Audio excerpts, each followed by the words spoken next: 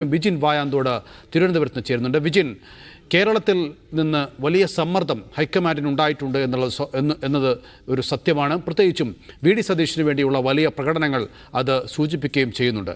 അത്തരം സമ്മർദ്ദങ്ങൾ ഒരു പക്ഷേ വി ഡി സതീശന് അനുകൂലമായി വരാം, പക്ഷേ അത് തിരിച്ചടിക്കാനും കൂടിയുള്ള സാധ്യതയുണ്ട് എന്നാണ് നേരത്തെ ധനസമൂഹം റിപ്പോർട്ട് ചെയ്യുന്നത്. അതായത് ഇത്തരം ജനകീയ പ്രക്ഷോഭം അല്ലെങ്കിൽ ജനങ്ങളുടെ പ്രകടനങ്ങൾ കണ്ട് പ്രതിഷേധ പ്രകടനങ്ങളൊക്കെ കണ്ടിട്ട് അതിൽ സ്വാധീനപ്പെട്ട് ഹൈക്കമാൻഡ് ഒരു തീരുമാനത്തിലേക്ക് പോകുക എന്ന് പറഞ്ഞാൽ അതൊരു കീഴ്വഴക്കമായി മാറാനുള്ള സാധ്യതയുണ്ട്.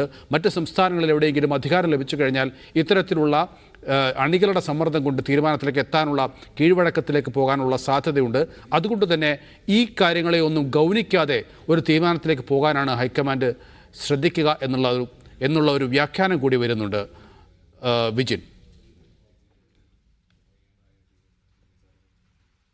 നൗഫൽ, അങ്ങനെയാണ്. ജനവികാരമോ അല്ലെങ്കിൽ കോൺഗ്രസ് പ്രവർത്തകരുടെയോ വി ഡി സതീശൻ അനുകൂലികളുടെയോ ഒന്നും വികാരം കണക്കിലെടുക്കാതെയാണ് ഹൈക്കമാൻഡ് ഒരു തീരുമാനത്തിലേക്ക് എത്തുന്നത് എങ്കിൽ ഒരുപക്ഷെ നമ്മൾ ഇന്നലെയൊക്കെ കണ്ടതിനും അപ്പുറമുള്ള ഒരു വലിയ തരത്തിലുള്ള പ്രതികരണം അത് വി ഡി സതീശൻ അനുകൂലികളുടെ ഭാഗത്ത് നിന്നുണ്ടാകാനുള്ള സാധ്യതയുണ്ട്. കാരണം ഇന്നലെ നമ്മൾ വൈകുന്നേരം കണ്ടത് അത് ഒരു സ്വിച്ചിട്ടതുപോലെ ഒരു കൂട്ടം ആളുകൾ, കോൺഗ്രസ് പ്രവർത്തകർ, വി ഡി സതീശൻ അനുകൂലികൾ ഒക്കെ കേരളത്തിൽ തിരുവനന്തപുരം മുതൽ അങ്ങേയറ്റം വരെ വളരെ കൃത്യമായി ഒരു ആസൂത്രണ തന്നെ വലിയ തരത്തിലുള്ള വൈകാരിക മുദ്രാവാക്യങ്ങൾ വിളിച്ച് വി ഡി സതീശന് അനുകൂലമായി എത്തുന്ന സാഹചര്യമാണ് ഉണ്ടായിരുന്നത്. അവർ ആ പ്രകടനത്തിൽ ഉടനീളം പറഞ്ഞത് നയിച്ചവൻ നാട് നയിക്കട്ടെ എന്നുള്ളതാണ്. തങ്ങളെ നയിച്ച് തങ്ങൾക്ക് ഇത്രയും വലിയ ഭൂരിപക്ഷം ഉണ്ടാക്കി തന്ന അതിന് പ്രതിപക്ഷ നേതൃത്വ സ്ഥാനത്ത് നിന്നുകൊണ്ട് നേതൃത്വം നൽകിയ വി ഡി സതീശൻ എന്ന ആൾ തന്നെ നാടിനെ നയിക്കണം എന്നുള്ള ആവശ്യമാണ് അവർ ഓരോ മുദ്രാവാക്യങ്ങളിലും ഉയർത്തിക്കൊണ്ടുവന്നത്. ഒപ്പം തന്നെ വി ഡി സതീശന്റെ അനുയായികൾ തന്നെ കെ സി വേണുഗോപാലിന്റെയും ഒപ്പം തന്നെ ഉമ്മൻചാണ്ടിയുടെ ഉൾപ്പെടെ ഫ്ലക്സ് ബോർഡുകൾ കീറുന്ന സാഹചര്യമുണ്ട്. ഉമ്മൻചാണ്ടിക്കൊപ്പമുള്ള കെ സി വേണുഗോപാലിന്റെ ഫ്ലക്സ് ബോർഡുകൾ കീറുന്ന സാഹചര്യം ഒക്കെ ആ വിഷയത്തിൽ ഉണ്ടാവുകയും ചെയ്തു. അങ്ങനെ അതിവൈകാരികമായ നിമിഷത്തിലൂടെ തന്നെയാണ് വി ഡി സതീശൻ അനുഭാവികൾ കടന്നു പോകുന്നത് എന്ന കാര്യത്തിൽ സംശയമില്ല.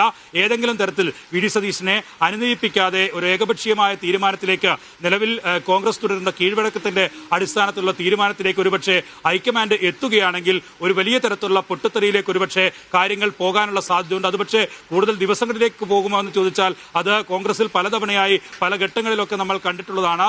അങ്ങനെയുള്ള വൈകാരിക പ്രകടനം ഒരു മണിക്കൂറോ 2 മണിക്കൂറോ അല്ലെങ്കിൽ 1-2 ദിവസങ്ങളോ നീണ്ടു നിൽക്കുന്ന വൈകാരിക പ്രകടനത്തോടെ അവസാനിക്കും എന്നുള്ള പ്രതീക്ഷയാണ് നിലവിൽ ഹൈക്കമാൻഡ് വെച്ച് പുലർത്തുന്നതെങ്കിൽ, അങ്ങനെ ഒരു തീരുമാനത്തിന്റെ ഭാഗമായുള്ള മുഖ്യമന്ത്രി സ്ഥാനം എത്തിക്കലാണ് ഹൈക്കമാൻഡ് ഉദ്ദേശിക്കുന്നതെങ്കിൽ അത് ഏത് തരത്തിൽ വിലപ്പോവും എന്നുള്ളതാണ് ഇനി കണ്ടറിയേണ്ടത്. എന്തായാലും ഹൈക്കമാൻഡിന് മുന്നിൽ വലിയ സമ്മർദ്ദം തന്നെയാണ് നിലവിൽ വി ഡി സതീശൻ ഒറ്റയ്ക്കും ഒപ്പം തന്നെ വി ഡി സതീശനെ അനുകൂലിക്കുന്ന നേതാക്കളും അതിനൊപ്പം തന്നെ വി ഡി സതീശൻ അനുകൂലികളായ പ്രവർത്തകരും ഒപ്പം തന്നെ അനുഭാവികളും ഒക്കെ നടത്തിപ്പോന്നിട്ടുള്ളത്.